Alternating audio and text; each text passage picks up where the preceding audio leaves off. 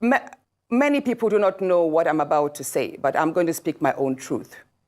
And the Senate President is allowed to counter that. It all started on the 8th of December, 2023, which was a day before his birthday and my birthday. We are birthday mates. We were all in Akwa Ibom because he had a big fanfare in the stadium. Myself, my husband, and a few of his close friends, we went to Akwa Ibom. And at first, we were at Ikot Ekpene. We were in his house in Ikot Ekpene. Then we all moved to his house in Uyo, which was about 8 p.m. And he held my hand and said he wanted to show me around his house. My husband was walking behind us, just 3 of us. We're walking around from room to room.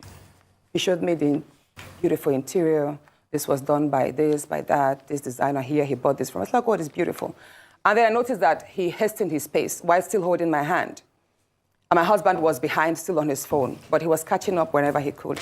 And then he got to this particular sitting room, and he said, "Do you like my house?" I said, "Of course, sir. Every room, beautiful, nice interior, quality taste." He said, "Now that you're a senator, I'm going to create a time for us to come spend quality moments here. You will enjoy it." At that point, I just pulled away, and I was like, I don't really understand what exactly that meant. But then my husband now, when I turned around, I saw my husband was already near me, and the way my husband looked at me and looked at him, I was beginning to wonder, did he hear part of that inciting statements or not? And then the Senate President, too, I saw that he also had that thought, like, did my husband hear the invitation to treat or not? So then the Senate President now said, "Oh, by the way, let me show you my chapel." He has a chapel in his house as well. So while we were going to the chapel, you know, we walked in silence and all. So that evening, before we left the Senate President's house at about 11 midnight to the 4 points in Ikot Ekpene. And my husband asked me, "Natasha, what did the Senate President whisper to you? What's he telling you?" I thought, should I tell him that he was speaking about bringing me in here at a special time for us to have a good time? Or should I just kill it there, wrap it as if there was nothing? Because tomorrow was a big day. I know how much my husband adores the Senate President. He loves him as a brother. My husband would do anything to support him. Yeah. So I told my husband, nothing. I can't remember what I created, but I just gave him some words to manage, to mask what was said.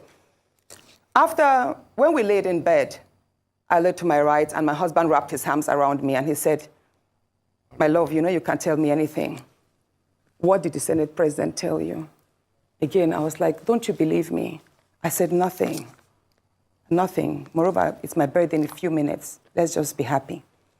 Then my husband told me he doesn't want to see me travel out of the country alone, and I should not go to the Senate President's house because he has a guest house where many senators do go there, you know, after office to like get approvals and all that. So I told him, okay, no problems.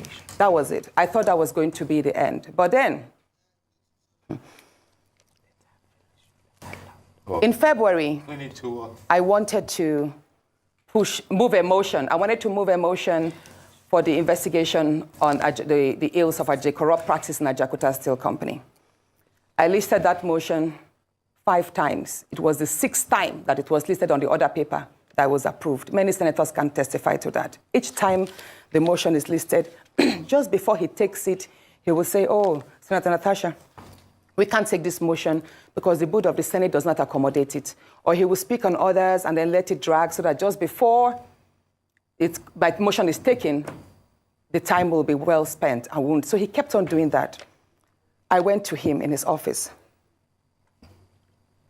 And I said, "Senate President, you know how important this Ajakuta Steel Company to me is. You know how important it is to my people and to Nigerians. I've noticed that you have stepped down this motion. As a matter of fact, a number of senators told me, go and see him and plead with him so that he would take it." I was like, "Sir, please, why can't you take this motion? It's very important. It's been listed." Then it was listed a 3rd time and stepped down. He then said, "Natasha, I'm the chief presiding officer of the Senate.